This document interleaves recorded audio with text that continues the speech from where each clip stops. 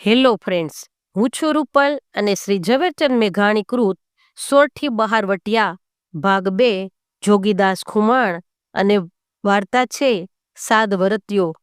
આપણા ઇતિહાસમાં સોરઠી બહારવટિયામાં જોગીદાસ ખુમાણનું નામ ખૂબ લોકપ્રિય છે। જોગીદાસ ખુમાણને જોગી બહારવટિયો કહી બિરદાવેલ છે।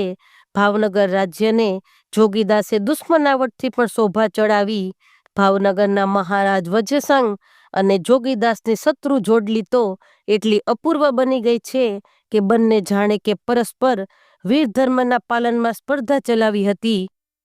એવી જ એક કહાની ઠાકોર વજ્રસંગ અને જોગીદાસ ખુમાણની। બાપુ, ગજબ થઈ ગયો। જોગીદાસે બહારવટે રઝળતા રઝળતા એક દિવસ મિતિયાળાના ડુંગરમાં પોતાના બાપા હાદા ખુમાણને શોકના સમાચાર સંભળાવ્યા। શું થયું આપા? મહારાજ વજ્રસંગના કુંવર દાદભા ગુજરી ગયા। અરરરરરર, દાદભા જેવો દીકરો ઝડપાઈ ગયો, શું થયું? ઓચિંતાનો કાળ ક્યાંથી આવ્યો?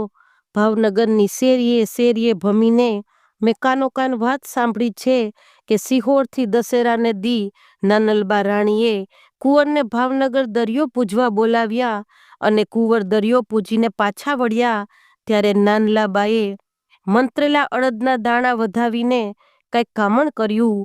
કુંવરનું માથું ફાટવા માંડ્યું। સિહોર ભેળા થયા ત્યાં તો જીભ જલાઈ ગઈ ને દમ નીકળી ગયો, કફ થયો। મહારાજને માથે આધેડ અવસ્થાએ વીજળી પડ્યા જેવું થયું આપા। વીજળી પડવાની તો શું વાત કરું બાપુ, સિહોરને ભાવનગરની શેરીએ શેરીએ છાતી ફાટ વિલાપ થાય છે। વસ્તીના ઘરો ઘરમાં 25 વર્ષનો જુવાન જૂથો મરી ગયો હોય એવો કકળાટ થાય છે। આપા બાપ, દાદભાની દયે પડે એનું સ્નાન તો આપણે આવ્યું કહેવાય, આપણે નાવું જોઈએ। સહુ બહારવટિયાઓએ ફાળિયા પહેરીને નદીમાં માથાબોળ સ્નાન કર્યું। પછી જુવાન જોગીદાસે વાત ઉચ્ચારી, બાપુ એક વાત પૂછું? ભલે બાપ। આપણે મહારાજના મોઢા સુધી ખરખરે ન જઈ આવવું જોઈએ? હાદો ખુમાણ લગેરી કોઠ મલાવીને વિચારે ચડી ગયા। એને એક સામટા અનેક વિચાર આવ્યા। ઠાકોર વજ્રસંગ, જેની સામે આપણે મોટો ખાપ જગાવ્યો છે, એની રૂબરૂ ખરેખર જવું જોઈએ? જેના માણસોને આપણે મોલની માફક વાટતા આવ્યા છીએ તે આપણને જીવતા મેલી દેશે? જે આપણને ઠાર મારવા હજારોની ફોજ ફેરવે છે એ આપણને ખરખરો કર્યા પછી પાછા આવવા દેશે?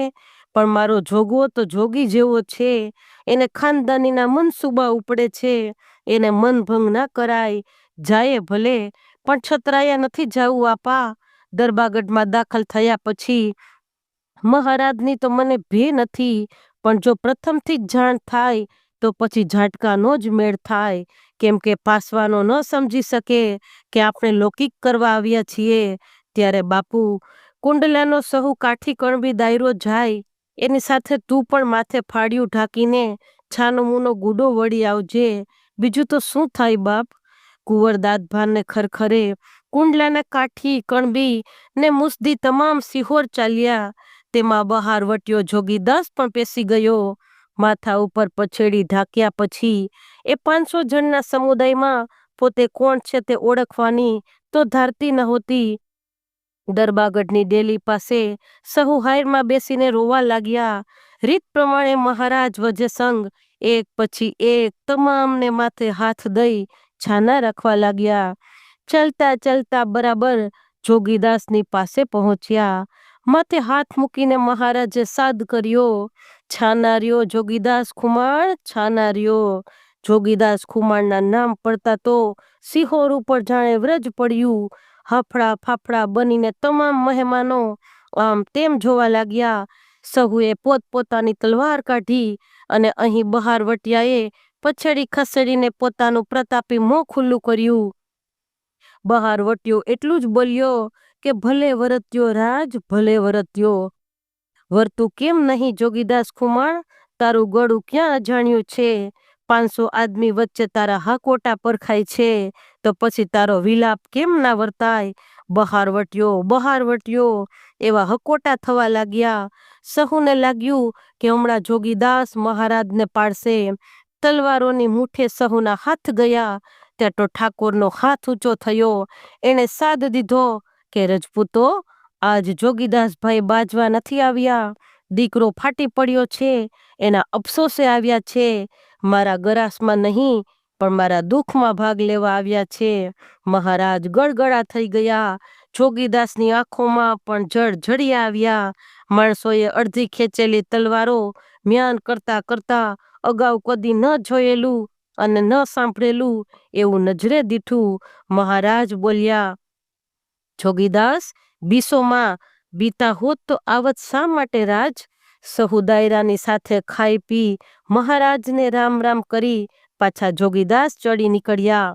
બહાર વટિયાને નજરે જોઈ લેવા સિહોરની બજારે થોક થોક માણસો હલક્યું હતું.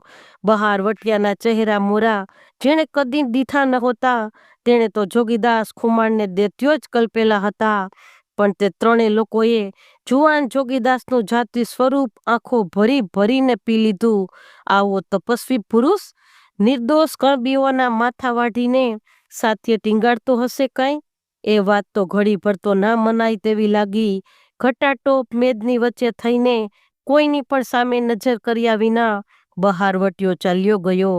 જુવાન જોગીદાસની નજર જાણે દુનિયા કરતા પાતાળની અંદર વધુ પડતી હોય તેમ એક ધ્યાની યોગીની માફક નીચે જ આંખો નોંધીને નીકળી ગયો. અનેક બાઈઓના મોંમાંથી અહોભાવનું વેણ નીકળી પડ્યું. પે લક્ષ્મણ જતીનો અવતાર, આ તો લક્ષ્મણ જતીનો અવતાર. તો જોયું ને ફ્રેન્ડ્સ, એક બહાર વટ્યો હોવા છતાં દુશ્મનના દીકરાના ખરખરે જઈ કેવી વફાદારી, કેવી ખાનદાની નિભાવે છે. તો ફ્રેન્ડ્સ, આવી જ સત્ય ઘટના, લોકવાર્તાઓ અને પ્રેરણાત્મક સ્ટોરી માટે મારી યુટ્યુબ ચેનલને please like, share and subscribe. Thanks for watching.